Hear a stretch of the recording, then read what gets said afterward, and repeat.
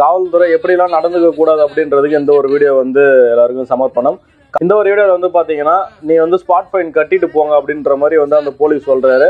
அது மட்டும் இல்லாமல் வக்கீல்லாம் வந்து மிரட்டுங்களா, அது மாதிரிலாம் வந்து ஒரு நல்ல ஒரு கான்வர்சேஷன்லாம் பயங்கரமாக போயிருந்தது.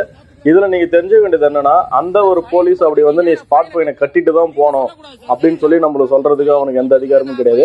மோட்டார் வாகன சட்டத்தில் பிரிவு 200 இதில் வந்து பார்த்தீங்கன்னா காம்பவுண்டிங் ஆஃப் அஃபென்ஸ் அப்படின்னு சொல்லுவாங்க. சில வயலேஷன்ஸ் வந்து காவல்துறையினரே அதற்கான ஒரு ஃபைனை போட்டு அந்த ஒரு அஃபென்ஸை வந்து அங்கேயே வந்து அவங்க முடிச்சு வச்சிடலாம்.